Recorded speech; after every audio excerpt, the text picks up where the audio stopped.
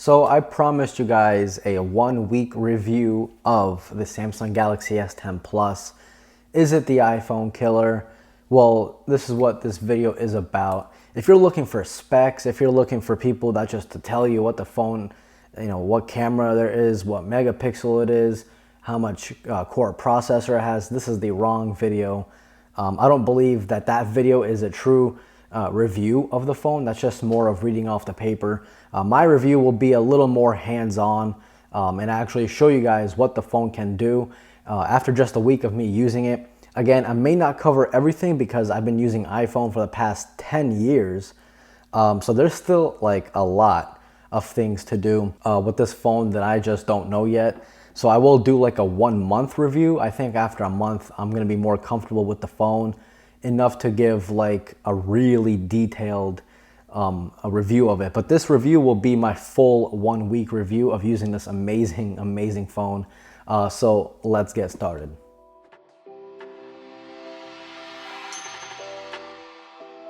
Now, I want to get this out of the way. I don't like doing camera reviews on a mobile phone because in 2019, almost any phone you're gonna get is gonna have really good picture quality for what it is, right? It's a phone.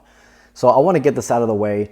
Again, I don't really like doing it, but for those of you who are interested in that, here it is. There are 3 cameras on the back, obviously. The main wide camera is in the middle, the ultra wide camera is on the right, and the telephoto camera is on the left. Okay, good. You still with me? Now here's what they look like. This amazing, very professional photograph that I took in a matter of 0.2 seconds is the telephoto camera, which is equivalent to about 50 millimeters on a full frame. Looks pretty good, doesn't it? Cool, let's keep on going. Now this right here is the main wide angle camera, aka about 24 millimeters on a full frame. Again, pretty good. Now this right here, now this is what I love. This is the ultra wide camera. Very beautiful. It's equivalent to about 12 millimeters if I had to take a quick guess on a full frame camera. Now the only downside to the ultra wide camera is that it does not have optical image stabilization and it does not have autofocus. But let's be quite honest. When a camera is this wide, you don't really need optical image stabilization and you don't really need autofocus anyway, since the camera is just gonna bump up the f-stop anyway. Boom, there you go, cool. The night shots are okay. I think the Pixel 3 still dominates in night shots. But then again, for those of you that want like a quick little demo, here are some examples all taken with the main 24 millimeter lens. As you can see, they're okay. They're good. It's still a cell phone, so don't expect miracles of Jesus Christ. Okay, cool. Now on to my favorite review is going to be actually using the phone. After all, that is what a real review should be. Not spec reading, but actual usage. So here it goes. Now, the battery on this little tiny beast is flat out insane. Like, I remember the first 2 days, I was averaging about 7.5 hours to 7 hours and 45 minutes per day of on-screen time. But the more charges this phone went through, the more the battery increased. And I think I kind of hit its peak potential in battery life. I'm averaging about 8 hours, 10 minutes per day. Nice. I really saw like a significant increase after the 4th day, or pretty much the 4th charge of the battery. That way the battery kind of knows how you use the phone and kind of integrates that with the AI of the phone, and it really helps to optimize the battery life of the phone. Again, it takes a few charges, but you'll get there. Okay, on to the next thing. You guys still with me? Good. So I don't know if this is a new thing with One UI, or maybe if this was available with other Samsung skins, but now you can double click the previously used apps button to go to the previously used app. And if you double click it again, it'll take you back to the app that you had open. Now this is, I find, to be really useful if, let's say, you're watching Netflix or maybe some YouTube and someone texts you. You can double click the button real quick. It'll take you to the texting app if that's what you were using before. And then, you can reply to them, and then you can just double click back right onto YouTube or any other app you were using before the texting app. This is pretty cool because, no matter how fast you click it, it never lags. Literally, it just doesn't lag whatever. But I'll get to that later. Now, this is what really kills me. I'm gonna show you guys this live. I'm not even gonna change camera angles. Oops, I just hit the phone on the table. Don't do that. But this is what kills me. iPhone users. I feel sorry for you, and I feel sorry for me since I'm a 10-year iPhone user. Here's the kicker. iPhone users have to pay YouTube Red, or YouTube Premium, whatever they call it nowadays. I'm pretty sure it's YouTube Premium. But anyway, iPhone users have to pay, what is it, $10 a month, $15 a month, to get a feature that Android has for free. And this is not even new with the Samsung Galaxy S10, but again, I'm just figuring stuff out as I go. And it's called picture-in-picture. iPhone doesn't have that. So for a quick demo, I'm gonna play one of my videos, and then I'll show you guys what this whole picture-in-picture thing is about. So I'm watching my video. So weird of me. But I'm gonna click the home button, and the video goes right there on the corner of the display. And it stays playing. I can do whatever I want. I can browse the internet. Let me see. Let me go to the internet real quick. Where's my internet? Let's look up some motorcycles. Right. I can use the internet, continue watching my video. If I want to go back to the video, I just click that little button right there. Bam. Back to the video. Now, I say that's funny because for iPhones, again, you have to pay $10 to $15 a month, right? Just to be able to lock the phone and still be able to hear the video, which makes no sense. Why would you want to hear a video? Wouldn't you want to be able to see the video? After all, it is a video. You're not listening to a podcast. So again, this is not a new thing with the Samsung Galaxy S10, but again, this is just my little 1 week review of pretty much switching to Android, and it just so happened to be that I picked the best phone to switch to Android with. iPhone users, come on. You gotta be jealous of that. That just blew my mind. I'm like, listen, you paid $15 for that? Really? I get that for free. And on to the next one. The screen of the phone is honestly really beautiful. It is about 522 pixels per inch. It just so happened to be the very first HDR10 display on a mobile phone. Colors are very accurate and very punchy.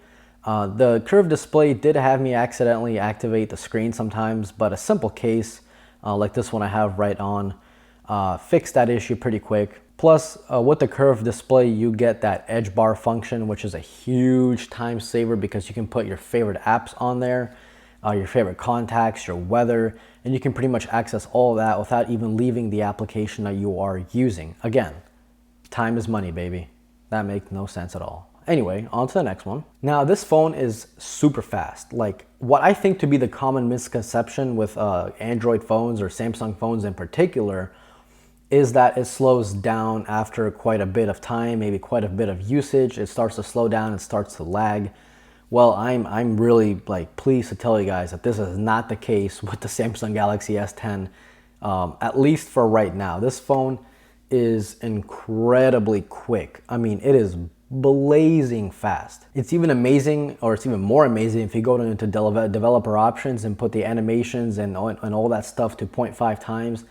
Bro, that phone becomes snappy. It really makes the S10 Plus and the S10 make a real big run for its money. I'm telling you, this phone is fast. If you're worried about Android, if you're worried about lag, I promise you, if you get this phone, you will not experience that as of yet. Again, I will make a 1 month review. I will make a 6 month review. I don't care. I'll make a year review of the phone.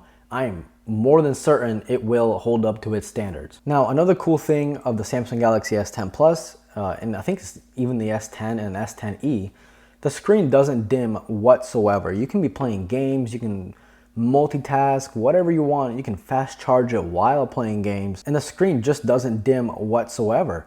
I remember with the iPhone, even if you plug it in fast charging or playing games longer than 20 minutes, the screen will dim. Now, I understand why they do it, but I just wish that they didn't do that. It's weird, like yesterday I was fast charging this phone while watching, I was playing a PUBG, and it didn't dim at all whatsoever, and I played 2 rounds. I won, by the way.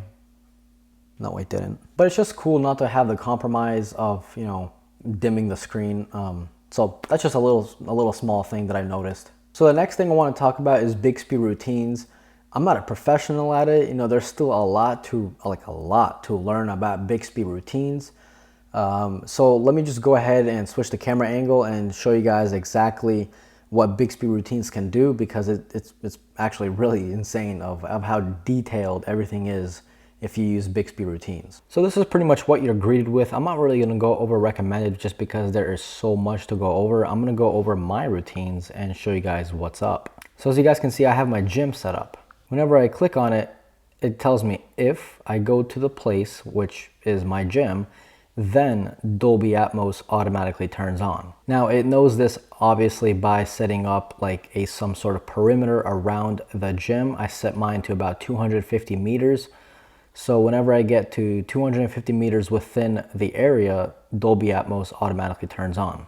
My next one is to save battery at night. So anytime, pretty much if the time is between 2 a.m. and 6 a.m. every day and the phone is not charging, then Bluetooth turns off, the always on display turns off, the Wi-Fi turns off, and then the mobile data also turns off. So I have 4 hours during the night that I'm not charging, or if I'm not charging, the phone pretty much goes into like ultra power saving mode. The next one is charging. So if I'm charging, then the always on display is pretty much constantly on. I like it like this because I don't like to turn on my always on display to be on 24/7, just because that wastes unnecessary battery. So I just like to pretty much have it on only when I'm charging. And then this one is driving. So if I'm driving and the phone auto detects my stereo, then Dolby Atmos turns on. The screen rotation is set to auto rotate. The phone reads my notifications aloud. The change, the lock screen shortcuts, these things right here. Right here, the phone and the messages, you can actually change that too.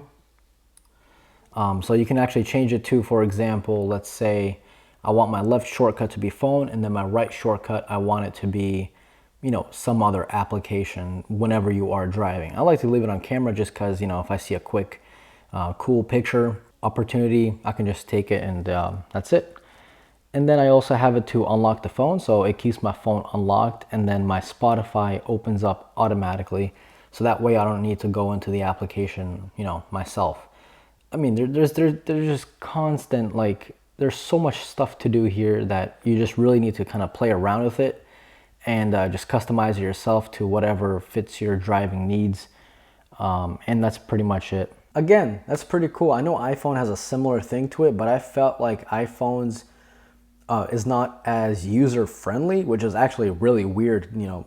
An Android is not as user-friendly as an iPhone. But I felt like I never really used iPhone's like assistant as good as it is on Android's version of it. So that's just something to take home and think about. So the next thing I want to talk about is the ceramic beauty of this phone. The ceramic on the phone is just literally flat out gorgeous. It will catch eyes. It'll help you pick up some chicks, maybe. I don't know, probably not.